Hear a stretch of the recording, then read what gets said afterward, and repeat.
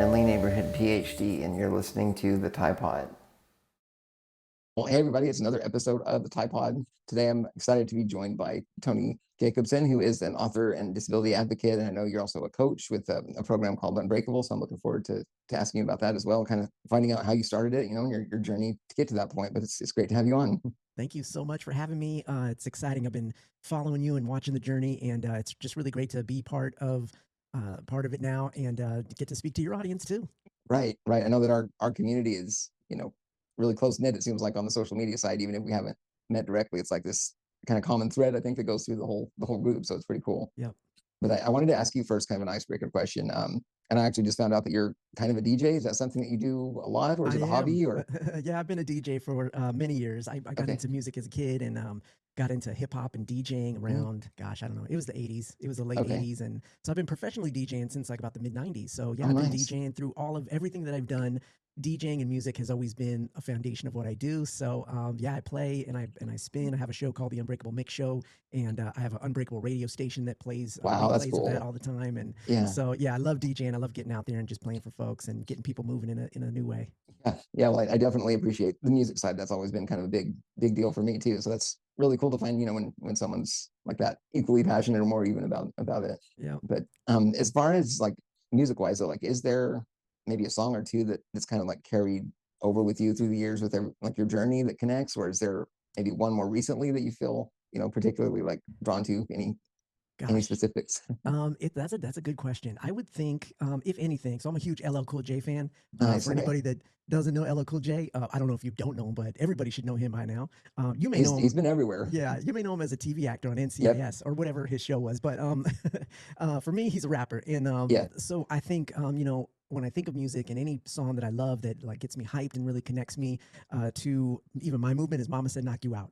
So it's it's just it's an aggressive song. It's a powerful song, and it is I always think at the beginning of it, it's like, don't call it a comeback. I've been here for years. And like, I always think of that whenever I'm doing something, because I've been here for years. I've been doing this. And it just gives me the energy to be unbreakable and just come out the gate strong.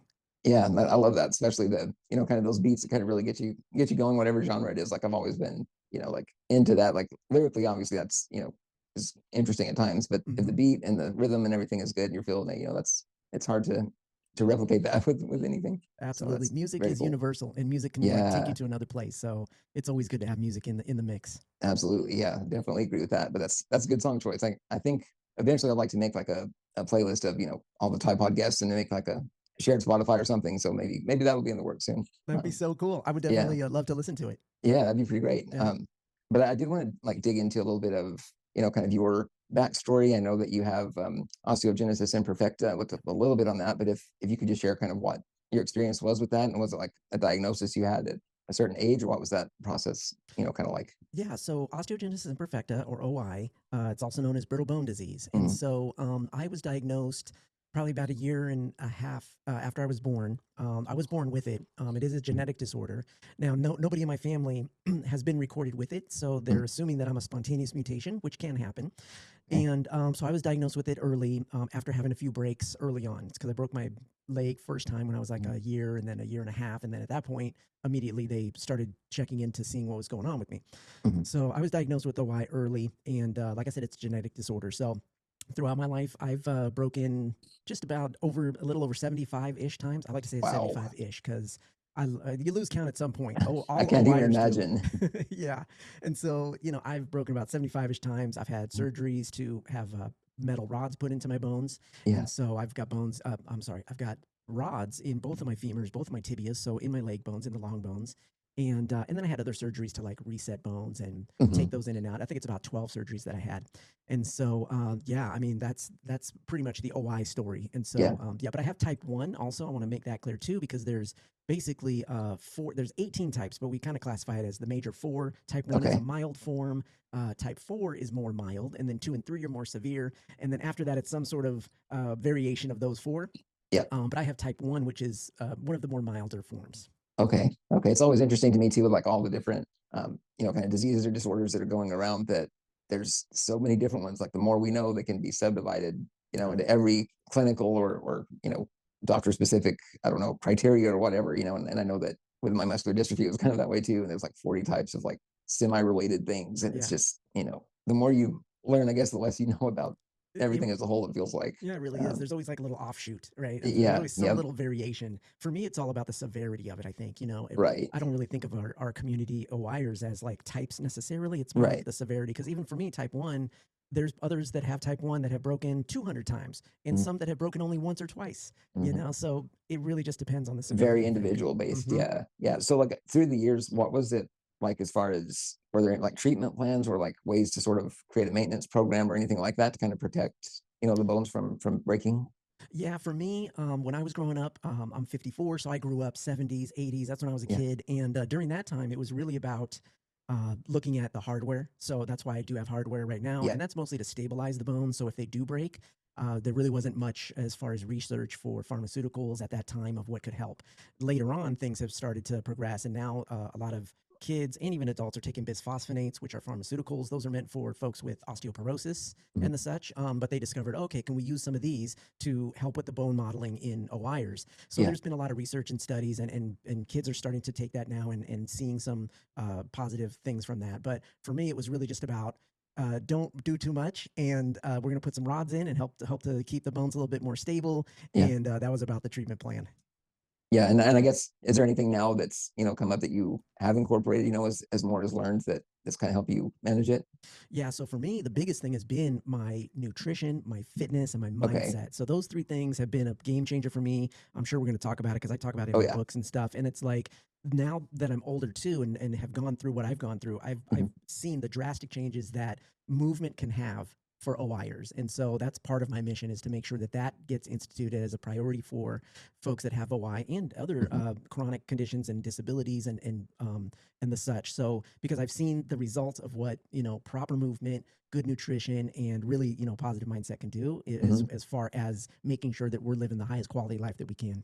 Yeah, no, that makes, a lot of sense. And I know that some people may not think necessarily that the physical and the mental side are so intertwined, but they definitely are. Yeah. Like I think a lot of, at least many of our experiences, if we're able to keep doing more, like as much as possible with, Yeah. things that we're passionate about, or, with employment, just like something to keep us kind of having that, I don't know, fulfillment in a way, or like a quality of life thing, that I think that really can, you know, really improve the overall experience with disability, or, anything in the chronic illness disability space, for Yeah. sure. Yeah, absolutely. Having that Yeah. purpose, like Yeah. purpose, and give it and have something that you can really, be consistent with, and just like we're talking about, improving quality of life, because Yeah. that's the whole point.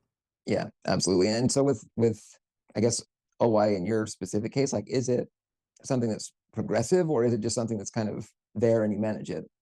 Yeah, it's absolutely something that's there and you manage it. It Okay. can be, of course, so biologically, like up through puberty, it's a lot worse because we're just Okay. growing as humans, Growing. right? And so after puberty, the fracturing tends to level off a bit. For some folks, right? It's always Yeah. different. Everybody's a little Right. bit different. For me, it definitely did. I haven't had as many fractures as an adult, which is great. Mhm. But then also, as we get older and as we age, things start to happen also. So I'm sure that at some point, and I've met other OIers who are older than me, who do go through that process of, okay, well, now they're just getting older, and with that, what happens with the bones and et cetera, and with the collagen. It's a collagen disorder, really. So Mhm. what Okay. happens with their bones and the other organs and systems that rely on collagen? So there is that sort of thing once you start to get older. That's the work I'm doing. I'm trying to offset all that. I'm trying to be, how far Right. can I take that out so that that's like the last thing I have to worry about. Right. But that's Yeah, kind at of like some how it point you're works. right. Like the age wear and tear is, I mean, it happens to everybody, and Yep. so like that's always a factor, I feel like, too. Yep. Yeah. Yeah. I'm curious, just growing up with, with OI and everything, like your mental, like, health and mindset, like, what was that like for you early on? And then has it, like, when did you feel like you, not necessarily, well, maybe some self-acceptance, but like, you realize that, okay, I can live with this and still do the things I want to do. Yeah, I mean, it did take a while because I felt very much, I was very much in the camp of like denying that I Hmm. had this, because I was, kind of in that middle ground where I would break and be out of the game. And, there were a lot of consequences that I faced through the fractures. But then, other times I was just kind of without it, right? When I Hmm. was healed and when I was just kind of doing my thing. But, through my childhood, I used a wheelchair most of the time. And Okay. then it wasn't until I was in my teens, excuse me, in my late teens, when I started using crutches.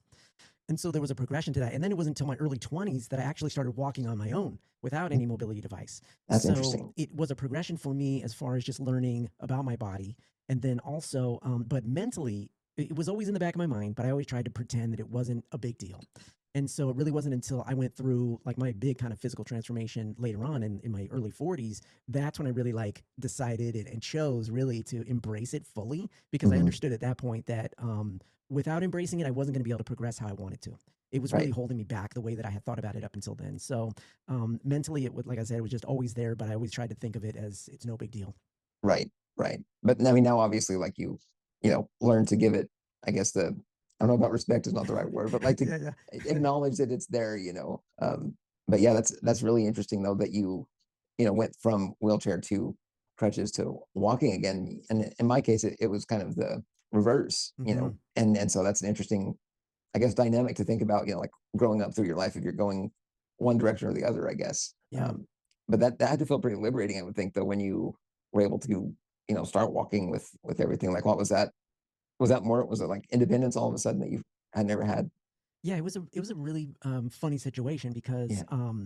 at the same time that it was liberating, that it was an exciting breakthrough for me, Hmm. for lack of a better word, it was a big breakthrough for me in my life at that time. At the same time, it was also very limiting because I was afraid to do anything. You know, I was so used to like breaking just from any sort of movement. I mean, I didn't really do much. I mean, I started walking, but when it came to doing anything extra physical, like I would totally hesitate or talk my way out of doing Mm. anything that was extra. I would just kind of get Yeah. around in my day. So, and that's what led to me just getting very unhealthy for the next Hmm. 20 years after I started walking. So, yes, it was a blessing, and I feel so grateful that I was able to get up on my feet and really walk without any of those mobility aids. But at the same time, it stopped me I was stopped mentally, and Right. that's what I needed to work through.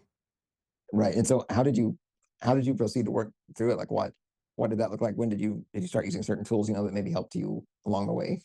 Well, I've always been one for personal development, for Hmm. finding things that can like help me, improve my Yeah. life. And, I touched on things along the way, but nothing really kind of hit home for me completely. Like I was still just, slowly going up the rungs. I was still being successful as far as my work. I was still, producing music and DJing and doing things that I love to do in my work.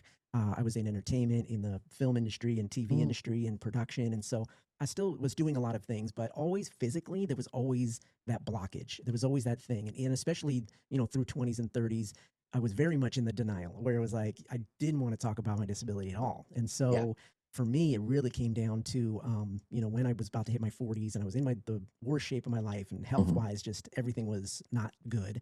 That's when everything kind of changed for me.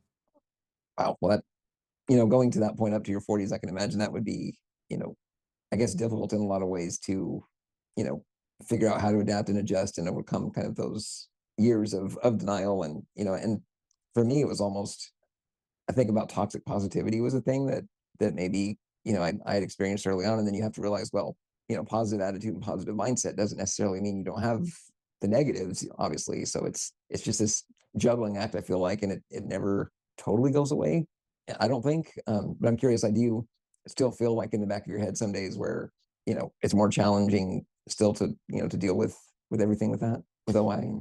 I think now I've broken through to the other side. I've had my Gotcha. my big breakthrough has Yeah. happened, and so I don't view it the same as I did, which is good. And so now I see it completely different. Hmm. And I wish I could go back and talk to the younger me and say, hey, stay Right. positive, because and you can get through these things. I didn't have a lot of positivity around me, meaning like there weren't too many people saying, "Hey, you could do this." My Hmm. wife, thank God for her, she was one who didn't see me for my disability, and she would really push me to do things. Yeah. Of course, I was like hesitant, I know what you mean. but now it's like now I'm just a completely different person now that I've kind of gone through my physical transformation Yeah. and seen what's possible. So it's hard for me to remember what it was like. That's Right. how how much of a change it's been. Well, that's a And good thing. it feels great because now I don't have any of the same limitations. Now, new limitations may come up, but Mhm. I face them differently. And that's the whole point. And that's what I try and teach people is like, no, there's ways to think about this so that if when we do face any sort of limitation that comes up, there's a different way to think about it so that you can get through it faster. So you can really come out on the other side and be somebody different and Mhm. again, have a positive and resilience in your life. Right, right. And you mentioned support system. As you were growing up, what was that like? Were there challenges with like ableism type things or other people around you, like really not knowing how to handle when you would explain what exactly you were going through even? Yeah, I mean, it was with my family. So my family was cool. I mean, they were Hmm. there for me, but nobody really was, pushing me to really do anything. They were very much like, be careful, be careful. I talk about that Hmm. in the book. It's like, that Yeah. was a phrase that stuck with me for years and that stopped me too much. I took it as a negative, right? And so Hmm. that phrase was something that I had to get rid of. I couldn't be careful at some point. That's And, such a good point. and so like that was a big thing for me. And, otherwise, yeah, the support, I really didn't get the true support that I needed until I realized that I needed to get help too. That was a big thing too. Was it's like Mm. because as someone with a disability, and a lot of us go through that, where it's like we have a hard time surrendering to the help, right? It's like, well, I can Yeah. do that. I want to The prove something. I want burden to, complex kind of. yeah. So it's like I went through that for a while too, where it's like Yeah. I don't want help, But Yeah. then when I realized, well, I can get much further with help, then it was on, and to Yeah. this day, I constantly think about that now and that's why I help other people too. I think it's part of that, right? So, Yeah. yeah, the support system is so important. It's like you got to know that you deserve it, that you deserve help. You got to know that you need to ask for help, and Hmm. really, release any of that pride or ego that tries to tell you. Because believe me, there's going to be plenty of time to prove yourself. Oh, totally. There's Yeah. plenty of places and time to prove yourself. Yeah. But when it comes to really making progress and positive change, I think you definitely have to have a good support system. Hmm. I do too. And did that include any kind of I don't know, any like coaching or therapy on your side before you kind of became a coach? Like was there, I'm curious, like what sort of inspired you to become a coach at this point, based on what you had gone through? Well, when I went through my physical transformation, it was really a big deal for me because it was that physical side of my life that I never really addressed, right? That physical limitation, Hmm. all of the mental stuff outside of the physical stuff of breaking bones. And so when I went through that, I had hired a personal trainer. Okay. And people told me, be careful, right? So Yeah. they Yeah. thought that I was crazy because they're just like, well, what are you going to do, right? So and I thought that myself too a little Hmm. bit, but again, like I said, there wasn't any time to be careful. I needed to do something different. Yeah. So, working with my personal trainer and seeing what like he was able to do with me, that really inspired me through my process. That's when like kind of everything that I'm working on now came to be because it was like, I'm realizing what I'm going through right now. And I think halfway through it, I started talking about disabling my disability and like I started just saying these words and I'm like, there's something here because I'm realizing such a big change that I have. So I know that I can help other people. So my first foray into it was really getting my certification as a personal trainer. I'm like, if I'm going to do it, I'm going to do it right. And I'm going to learn what I need to learn so that I can coach people in the right way. And then, of course, like through coaching, it really is not only a physical game, but an emotional and a mental game. It's like, there's a lot of aspects to it where Hmm. we're not just talking about what exercises you're going to do today. It's, really how you feeling, Yeah. how you staying consistent, how are you breaking the bad habits that you have? Like these are Hmm. all, outside of like physical training type of coaching. And so, and of course I've partaken in coaching programs myself, Tony Hmm. Hmm. Robbins and I did Landmark. I don't know if you've ever heard of Landmark. I I did that haven't. many years ago. And so there were, like self-help personal development things that I was part of that I'm like, I really love that style. I love being able to help people in that way. Hmm. So, all of that has manifested into what I do now. Right. Okay. That makes sense. And going through like the coaching that you did and looking into other coaches, like was there something like glaringly sort of missing or something that you wanted to bring to the table maybe that wasn't as emphasized the way it should be maybe for, especially for like the disability community? Yeah, I mean, the biggest thing is just simply that movement is important. That Hmm. movement is medicine that we are not being prescribed. It played such a major role in what I was doing that I knew that there was something there for not only folks in my own community, but also again with other disabilities, with other chronic conditions. And I saw things happening and people talking about it, but of course my perspective on it is different than other people's perspectives.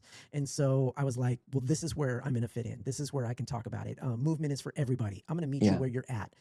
Anybody can get moving. I don't care what you've got going on. Literally, there is something that we can do Yeah. that is going Yeah. to help you feel better. And like, so that was the kind of the seed for me, where it was like, no, I want to help people see that Yeah. and help them to get moving. Right. Right. And I'm curious if you've had instances of people you've worked with that were maybe, well, like say in my case with muscular dystrophy, like I really can't, do much of any regular, physical activity other than just slight movements, but like, what is your approach, I guess, in that kind of situation? Have you worked with somebody, in that area? I haven't worked with someone with muscular dystrophy Y- specifically, Yeah. but people have asked me questions. And so most Okay. of the time, what I'll say is, and just legally, I'm supposed to, as a personal trainer, Right. I bridge the gap between someone coming out of physical therapy and who wants to continue movement. That's kind of where my Oh, space okay. is, right? Okay. So most of the time when I'm dealing with someone who may have, something where movement is very much limited, I will Mhm. suggest, hey, let's look at physical therapy for you, Yeah. right? Where's assisted movements that you can do? And maybe it's not physical therapy. Maybe it's a caregiver. Maybe it's someone that can Exactly. move slightly, right? And get some sort of movement. Yeah. I'm very big on like mind to muscle connection. So I'm very big on like, okay, well, let's think about like just contracting muscles, isometric holds. So there's a few people that I haven't coached them directly, but I've given some pieces of advice along the Yeah. way.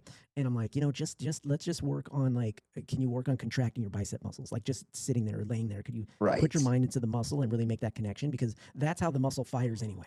We're Mhm. thinking about it, Mhm. right? It happens subconsciously for us because we don't necessarily think about it, but we can think about it. Yeah. And it's important for us to think about it because then we can start hitting muscles and contracting muscles throughout our body that we didn't think we could contract, right? And Exactly. engage. So that's another piece of it too. But yeah, it's all over the map. It's all over the Yeah. map. Everybody has different abilities, and so I like to meet people where they are and really try and help them with again that idea, that first little idea of like, okay, well, let's think about this first, Yeah. But Yeah. as long as they're like, well, gosh, I tried that and it was awesome, And it or wasn't. Yeah. Yeah. or I did that and it didn't hurt. I was Mhm. able to do. I had a bunch of my clients will come and say, man, I didn't think I could do it, and I'm like, oh, well, yeah, that's Or you great. I can. mean, you see Yeah. that you can, and this is what we're talking about. Well, it is kind of that approach of just adapting to whatever your situation is, and from my perspective, speaking to the muscle movement and the firing of those, like even though the strength is not there, like I can go through, the entire body and sort of flex and feel, everything connected and trying to move it. However, even if it's just barely a flex, it feels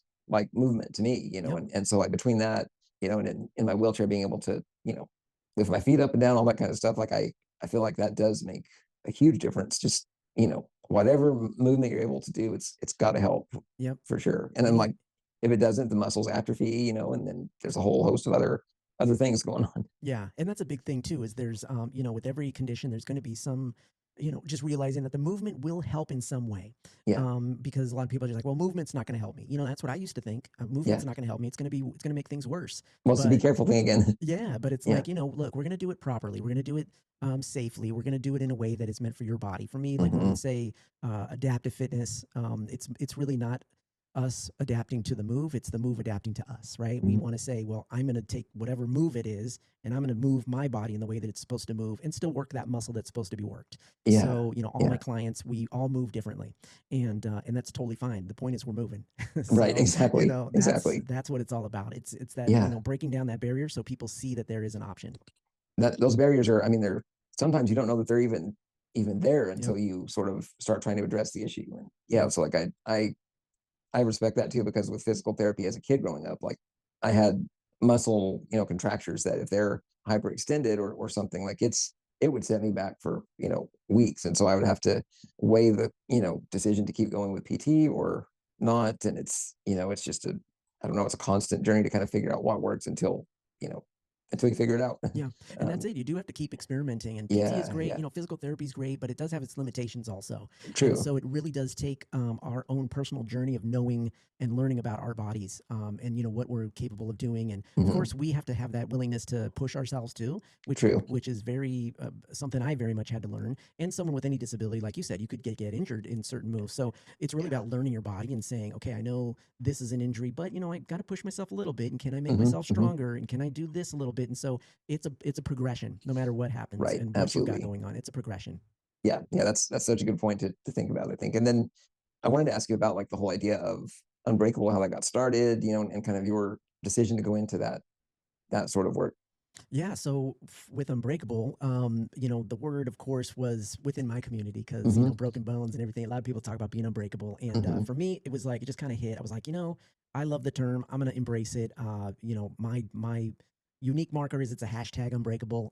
You know, I wanted it to be searchable. I wanted it to be found easier. You know, so hashtag Unbreakable, all capitals also, because it's big, it's bold. It's like, no, we're claiming this, being unbreakable. And for me, it's, you know, I always say that it's not about not breaking. It's about like what you do after you break, right? It's about what you learn through the break and, you know, understanding that you're starting to heal as soon as the break happens. And so it's like, you know, what do you do through that healing process? How do you change through that healing process so that next time when something comes up, maybe the break's not as severe. Maybe maybe you don't break. You know, I'm always about not breaking too. So it's like, you know, it's just different kind of spin on it. And so that's where the term came from. And so I've just been running with it. So everything I do is unbreakable. You know, it's on my hat, it's on my books, it's on my, you know, my website. So it's all about being unbreakable. Yeah. No, that's such a big deal, I think, too, with sort of branding is, and that recognizability, you know, is that you bring in, I mean, obviously the title sort of explains what you're doing in the first place, but it's easy to remember and sticks out. So that's really good. And as far as like your client experience, like why have you kind of offered some of them? And are there maybe some, I don't know, stories that you could share a little bit about on successes and things? Yeah, so through Unbreakable, so I created Unbreakable Body, which is the Okay. kind of coaching, physical fitness coaching arm of Unbreakable. And when it started, you know, when I became a certified personal trainer, it was really okay. I went to my OI family first, right? My OI community first, because that's who I knew I could connect with and share my story with. And after I wrote my first book, Disable Your Disability, it really helped because it got the story out there. And so, you know, as I started to coach, it was first of all, virtual, which is something that wasn't very much known at the time. But a lot of OIers are all around the world. So I ended up virtually coaching folks all around the world. And so, you know, I've had clients come through at the very beginning that were, you know, losing weight right away, that were, again, just starting to move and just saying, oh, wow, I can do this. And like actually making exercise a priority. So for me, those were wins. It's like, okay, good. They're actually being consistent and working out and like getting good nutrition and starting to lose weight and like, you know, drop pounds and stuff. And like, okay, this is good. It's working. So, you know, it started slow with getting some clients that way. And then eventually I was like, well, I want to help more people. So I built a platform where I'm like, well, let me just get folks in. I recorded a whole library of like follow along workouts that can be done seated or standing, all different levels. And so I created the platform because I'm like, oh, I need to get, you know, be able to help more people more of the time. So Unbreakable Body, the membership was born. And so that's been, you know, a steady platform with folks coming in and doing the workouts and seeing results there. And then most recently, last year, I launched like kind of a personal coaching group, which is called the Stronger Bones Coaching Group. And that's just a little deeper where we get into more personal training, where it's like you're working out with me every week in my live class that I do every Monday. And then every month we do a call where we actually go through every person's like personal needs. Okay. So we can really like break it down. So it's kind of like one-on-one, but it's just with a group. It's So built into more of a community type format then. absolutely. Yeah. So the Strong Bones coaching group has been going great, got great clients in there, and people are really seeing results. Again, they're, you know, everyone's goals are different. So some folks are, you know, I just want to, you know, lose some weight. Oh, some folks, I had one client who literally, you know, after 2 months of working with me, she's like, well, now I can get around my house without using my walker all day. You know, I'm And like, that's oh, huge. that's I a mean, win. that's huge. Yeah. Yeah. So it's like, okay, this is what we're talking about. So it's like, you know, just getting more people in that can have those types of results for themselves is what I'm hoping to achieve. Totally. And like that makes me think I had another guest on at one point that sort of related disability to climbing our own Everest or mountain or something, right? Like it might not be obvious. You might not, to the outside world, it might not look like anything's happened, but like you said, if you can get around your house without a cane, I mean, that's a huge improvement, you know, for people. So like it's the small victories are big, I think, with our community for sure. And that's what I try and that's what I strive to let people know and let my clients know is that, you know, you have to look at the small wins. You have to understand that, you know, there's big goals. When people come to me, you know, they always say, oh, I got to lose 30 pounds. I want to be able to jump on this thing. I'm like, okay, that's great and all. Slow down just a sec.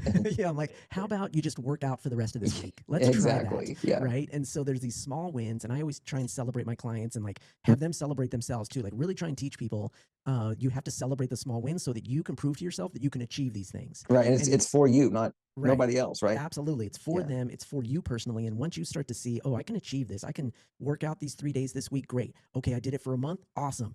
All right. Now I did it for 2 months. Great. Like you have to have these little small goals, small markers to get to the big goal. Because then eventually you'll get to the big goal. But and people come in wanting to get it right now. And it's like, well, you got to, you know, pace yourself. And it's a big change to build up that routine to make that goal even possible, for Yeah, sure. absolutely. And that's for Yeah. anything. It's for a physical goal that you Mhm. have. It's for any sort of habit forming. You know that. Absolutely. It's like you have to have those small wins to understand that you're capable of doing this. And it 'Cause keeps you going. yeah, that's the motivation to keep going. Yeah, yeah, Yeah. exactly. When you were first starting out with everything on, personal trainer and coaching and stuff, like, what are some of the biggest, I guess, hurdles or challenges that you face, like actually getting that started? One of my biggest things was I'm not disabled enough for some people, and I'm Mhm. too disabled for others. So that was and it still is. Yeah. That's always a thing. Oh, yeah. Where I'm at, and especially what I'm doing with physical training. So that's one of those things that I just kind of keep hammering at and driving home the message of that doesn't Mhm. matter. Mhm. But that is one of the biggest things because I would go to a lot of people and maybe their type of OI was more severe than mine, and they would just say, oh well, I can't do what you're going to do because you only have type 1. Oh great. Yeah. And then maybe I'd go over here and I'm meeting with some seniors, right? Some older folks maybe that have limited mobility and they just want to get Mhm. moving, but they look at me and they go, oh, but you have a disability. You can't show me what to do. Exactly. So those are kind of scenarios that I still go through to this day. But Oh, man. that was one of the biggest things to overcome just mentally for me because it discouraged me. Absolutely. Yeah, Yeah. it made me feel Yeah. like, well, I shouldn't be doing this then. Well, And especially as you yeah, expanded to, other disabilities and other types of things going on, like, yep, all of a sudden, it's not, you don't have the lived experience necessarily of that diagnosis, but to be honest, I'm not sure that's not the biggest important thing, yep. and And that kind of went into my podcast still too, starting out is like, there is that common thread regardless of what you're going through is, visible, invisible, like any kind of disability, I feel like. yeah, absolutely. It's been a big thing, and I've broken through that with folks that Yeah. have like spinal cord injury. Hmm. Hmm. I've coached a few and I've trained a few, and I'm great. I'm connected with a few communities, and it's awesome Yeah. because a lot of those folks realize too that it's not about that. It's just about like getting moving, and that's why I always stress it. It's like, look, it's not about specifically where you're at. It's just about we got to get you moving. We got to get moving, and I'm right there with you. I'm still Yeah. going through the process of I train every day. Well, not Well, and every that's day, worth a lot too. right? And so it's like, look, we got to just keep moving. Like I can help you do it. So, but that's one of the biggest hurdles, and I think it's I still deal with it, but mentally I've gotten through the fact of like it's not going to stop me. Now it's Yeah. just a matter Yeah. of how do I communicate to the people in the right way so that they feel comfortable knowing that I can help them. Hmm. Hmm. And again, it points to the individuality, I think, of, the routine that fits just the person. Yep. So like and that comparison, you know, thing is just so prevalent. I feel like I mean, not even disability, it's just like entirely in the society. I feel like Yeah. that's, there's stigma for sure there. And so like, it's always going to be a challenge for some people, it seems like, to overcome that. And we Um, always, we miss out on the progress. We miss out mhm. on opportunities when we do that. When we're just, again, like needing to be around people that are just like us, Mhm.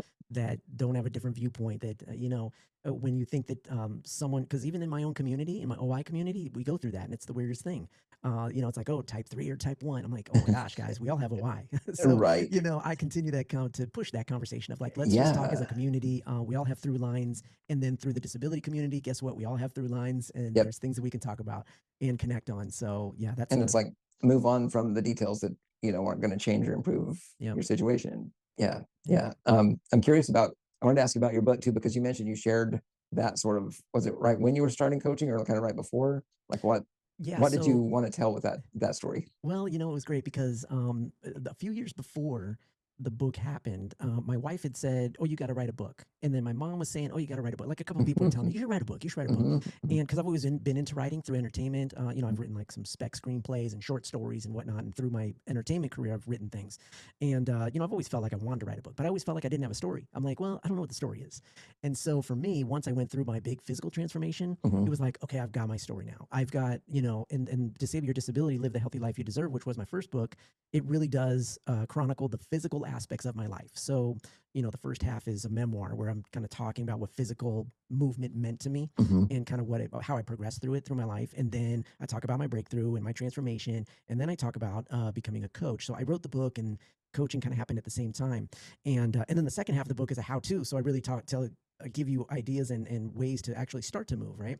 Yeah. So, at that point, I just knew that I had my story. I'm like, okay, now it's not going to be a 1,000-page novel. This is a concise message that I can give, and a good way to really share what I've been through, and Yeah. also kind of help to promote the coaching and to say, hey, now I've gone through this is my story, and this is how we can get you moving. So that's kind of how the first book came to be. Hmm. That's interesting how you put in, kind of a hybrid with the memoir, and then how to, like, that seems to me like that's a structure that would engage the readers more, because I do think there's a tendency maybe for people in the disability community to write, a memoir. And I mean, like, that's really good in telling Yeah. your story and everything, but I don't know, just sometimes it feels like something else is needed, Yeah. there. So yeah. Like some call Yeah. to action, something to do. Like, I think folks, especially like with what the story I was telling, I really felt like, yeah, people are going to want to do something after this. So, Yeah. let me give you some stuff to do. So we talked about like, mentally, physically, we went through like nutrition tips, and it's Mhm. very beginner stuff, but it Yeah. was the stuff that I felt I needed to hear that I didn't have access to. It's the story that I was looking for Yeah. that wasn't available when I started the journey. So I'm like, well, hopefully this is going to help. And it has. I mean, a lot of people come to me through the book and they say, hey, oh my gosh, I started working out because of your book. I'm like, oh, Mhm. thank God it's working. That's great to get that feedback. Yeah, and that's what I encourage anybody with a disability, to the story needs to be told. Don't think that Yeah. just because maybe you have a disability that a million other people have, like tell the story because your story is unique to it, Exactly. and you just need to find that through line, and it will help you to put that book together. Because yeah, a lot of stories fall off because they don't have a cohesion to them, and so that's a big deal when it comes to like Mhm. sharing your story. Mhm. And you've written another book since then, or what? Yeah. What's your process been like, on other books? Yeah, so my second book is Advice to be Unbreakable. Mhm. And that really stemmed from, so I was doing this mix show, my mix show called the Unbreakable Mix Show. And so that was all about music, movement, and motivation. So what I would do, it was a weekly show. And what I would do is I would do a mix and play all kinds of music. And then in the middle of the show, I would do a short motivational talk. And so, because I love to do motivational speaking. So I was Mhm. coming up with topics, and I did like 2 years of shows, I was doing 2 years of the show. And so I was like, man, I have a lot of great motivational talks here. So basically, Advice to be Unbreakable became the book. I'm sorry, all of my talks became Advice to be Unbreakable. Okay. And it spans all different topics. It's not just like the physical stuff. I talk about like breaking bad habits, Yeah. relationships, how to build a team, like all these ideas that I came up with, being unbreakable throughout the show. That's what became Advice to be Unbreakable. So yeah, and that book came out. Gosh, I think it's been 2 years now. 2 years Wow. ago. Yeah. Or Yeah. no, wait, last year. Wait, what year is it? About a year and a It half is ago. 25, right? Yeah. Yeah, Yeah. 2025, a year and a half ago, in summer of 2024, it came out. So Nice. Nice. yeah, so that's the second book. Has there been a lot of response on that one so far? Yeah, that one's been good. I think it Yeah. threw some people off that came off the first book, just because Oh, it's a okay. more generalized. I mean, I still talk a lot about my disability and how Yeah. that applies to being unbreakable in the scenarios that I give. But I feel I've gained a lot of new readers through it, Mhm. and new followers to come along on the journey. But I think some of my people from disability or disability felt that it was going to be more about that. Yeah. So which is why I'm writing the next book. So I'm going to start Mhm. in on the next book soon. You're the Okay. first to find out about it. Nice. Yeah. Inside access. Inside. This is literally you are. I told my wife, and now I'm telling you. Breaking news. Yeah. So the next book's going to be coming out. I'm going to start writing that Nice. one, and that one is really going to be a continuation of Disability or Disability. So it's going to Mhm. cover the last, because I put that one out in 2000. Well, it's really going to cover the story from what's been happening to me since I kind of went through my transformation, because Okay. Disability or Disability talks up to that point, but now I'm going to cover what's been going on with me thus far. Nice. And there's a lot to tell, with Yeah. building the business, with going through my own physical things, and dealing with still dealing with my disability. So yeah, the next one is in the works. Right. That's really cool to hear. I'm definitely going to have to keep my eye out for when that comes out. I was curious, COVID, how did it impact, sort of everything with your program? And like, I know having sort of the virtual digital space probably made it more accessible, I would think, for people that couldn't, go out maybe how they normally would. But did that Yeah. impact your program at all? Yeah, it definitely, I feel that it helped. Yeah. COVID was terrible, but I do feel that it did help my brand and a lot of other people's, because, I love the virtual space. I love being Yeah. able to connect with everybody around the world.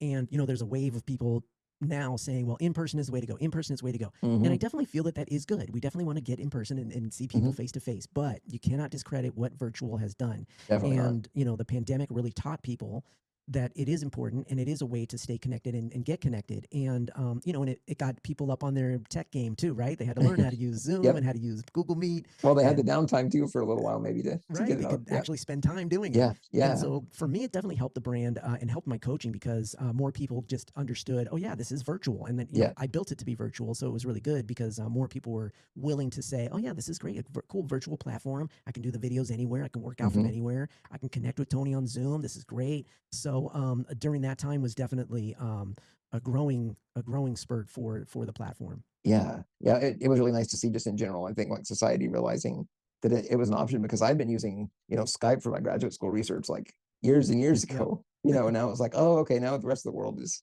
realizing that you can, travel to who knows what country Yep. all through your screen in a way, and yeah, it's a powerful thing. I'm glad that there's more awareness now for what it's good Absolutely. for. Yeah. What happened to Skype? Is Skype still around? I remember Skype Honestly, too. I feel like, was it a year or two ago, there was a big thing that I don't know if they were bought by somebody or if they just Oh, shut down, but oh one of the man. two. Like, Skype's not I don't think it exists anymore, which is I kind used of to love sad. Skype. I used to love Skype as well. Yeah, yeah, it's funny how that, how technology progresses, I guess, Yeah. that way. Well, yeah, and AOL Messenger just shut down recently. Oh, did it Remember really? that? Yeah. Wow, well, I can still hear the noise of the sign on too.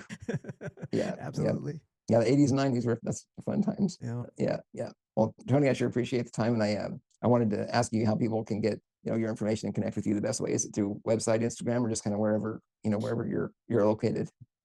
Yeah, well, definitely come and visit my website. It's just my Yeah. name, TonyJacobsen.com. Jacobsen is spelled with an E-N at the end. TonyJacobsen.com is the best way to find out all about my coaching programs. You can get my books. You can also find my books on Amazon or wherever you get books at. And you can find out all about Unbreakable Radio. You can hire me to speak. We can do all of it through the website. You can even reach out to me through the contact there. And if we are connected on social, if you want to connect with me on social, it's just at I am Tony Jacobsen. That's pretty much on every platform. So find me on, I'm most active, I would say, on Instagram and Facebook. So Well, yeah. those platforms are multiplying a little too fast for my taste. So Yeah. I'm on a bunch of them, but those are the ones I kind of will jump on Yep. mostly. So Yep. yeah. Yeah, and Instagram's kind of the platform of choice for me too. So yeah, I definitely relate. But no, I sure appreciate the time, and I'll look forward to sharing with both our audiences what we talked about today, and then getting excited for the new book coming out maybe soon. Thank you so much. It's been so great. I love having this conversation with you, and I appreciate the time, and I Absolutely. look forward to more.